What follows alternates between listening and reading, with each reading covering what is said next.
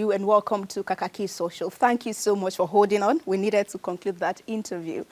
Now, the World Bank has announced that Nigeria must maintain its ongoing economic reforms for the next 10 to 15 years if the country must be a leading economic power, not only in sub-Saharan Africa, but also on the global stage. This is as advised by the Senior Vice President of the World Bank Group, Obozeghie, who spoke at the 30th Nigerian Economic Summit that is holding in Abuja. But this is only the beginning. Nigeria will need to stay the course for at least another 10 to 15 years to transform its economy.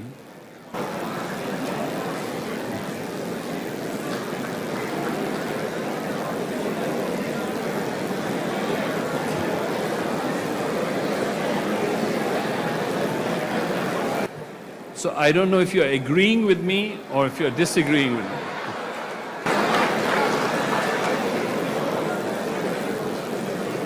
If it does that, it will transform its economy and it will become an engine of growth in sub-Saharan Africa, and it will help to transform sub-Saharan Africa. It's very difficult to do these things, but the rewards are massive. Oh yeah, they say tighten your fasten your seat belts. We still have decades to go. Now, this user, I am Gab on Instagram, says World Bank and IMF, those are the weapons fashioned against Africa. Also in reaction to this, this user also in reaction to that says, I am telling you, look at the way he's standing there, determining the GDP of a country of over 200 million people. These people still control African economics. More thoughts on this development coming from the space of social media and on Instagram also is another user who is responding, please. Kelvin, he says, to transform an economy that was progressing before you guys and Obama decided to use your gimmicks to bring in Buhari that eventually depleted it. Africans should start adopting development template from Asian countries and leave these Americans and Europeans. It says, if Africa gets better, Europe and America have a lot to lose. In more thought to this one, official Ose says, make the guy go read about Mao Zedong, the man who transformed China with his tough policies that birthed modern China. That's if you say we should do what Asian countries are doing right there. But, well, maybe in a not-so-distant story, reactions are trailing a new tax bill before the federal lawmakers that if it makes it, it will be that Nigerians who earn 100 million naira or more every month will be subjected to a personal income tax of 25%. So what this means is if you have 100 million naira, for example, the government takes 25 million naira and leaves you with 75 million naira monthly. Well, the chairman of the Presidential Fiscal Policy and Tax Reforms Committee, Taiwo Oyedele, disclosed this, adding that the proposed changes are expected to take effect from January 2025 based on the passage of the bill by lawmakers. So it hasn't been passed, but we already have the date it's going to be implemented. So that means we have a 100% assurance that it will certainly be implemented. Talking about, do what I say and, no independence of the legislative arm. Avocado says most of them are businessmen and women, so you think they will just bear the tax alone? They play. They will increase the prices of their goods and services, bringing the shege back to the common man. This was just a conversation I thought to bring how it went. For Joshua, he says, how does PIT translate to increase in price of commodity? That's his reaction to that. That's PIT would be personal income tax. Then Michael says, so he should sacrifice his own business money for the country. Oga, it will affect you because the cost of production will become higher. You think businessmen are stupid?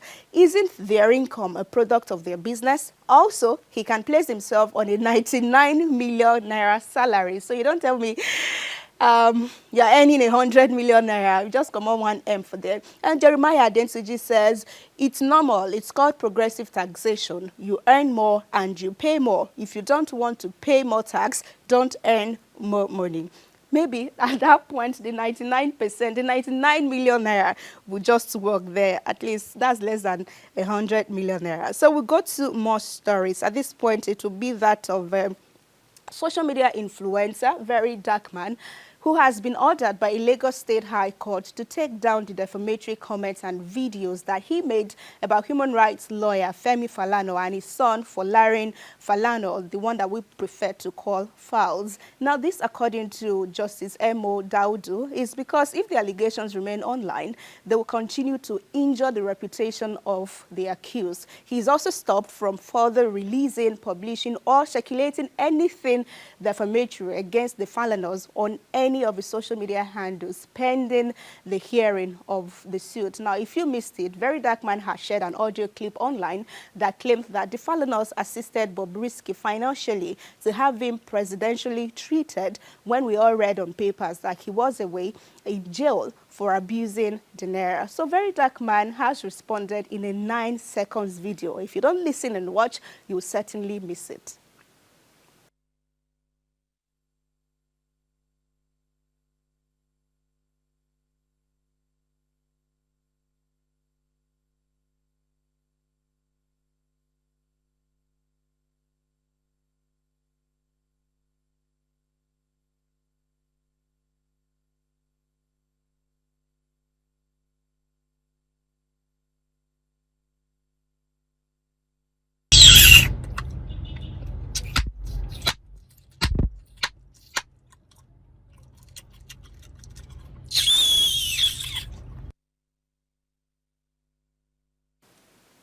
Okay, so that's his reaction right there. Now, Omoba says, why he just his? If I still talk now, Shebi he like chu-chu-chu. Suddenly, he dey hiss like snake and he's laughing out loud. In more thoughts and reactions on the space of social media also, we have more reactions here.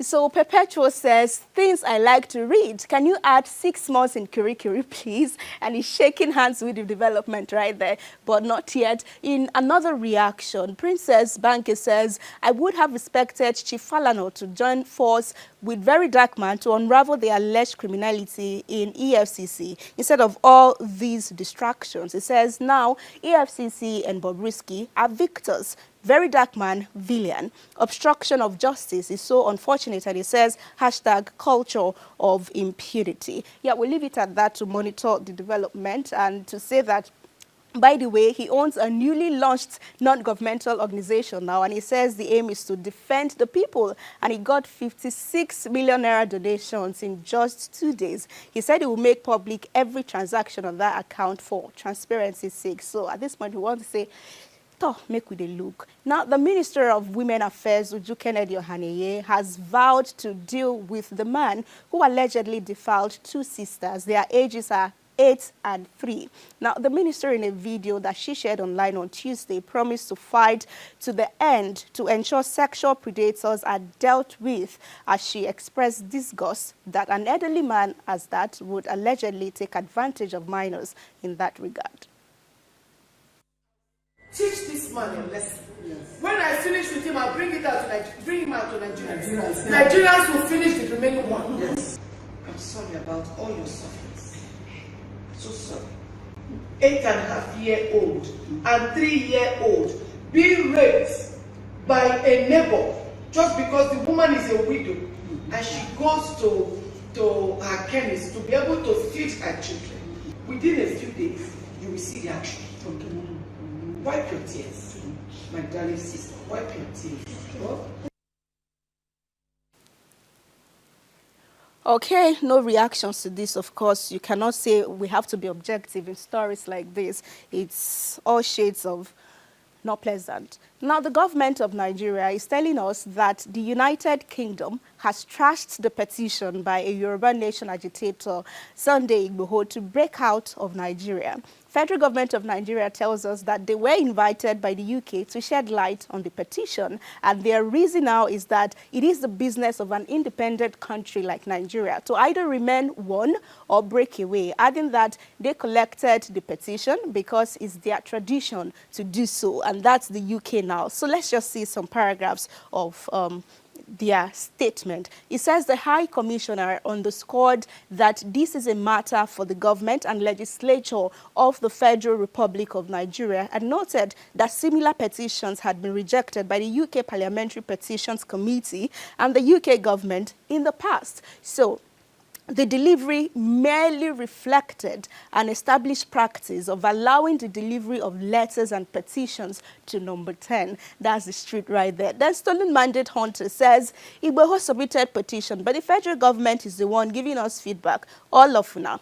Let's see the other reaction. Yeah, that logistic guy says, we all know Igboho is just wasting his time. Nigeria's separation can never benefit the United Kingdom, so it cannot happen. Thoughts and more thought right there. But that's everything.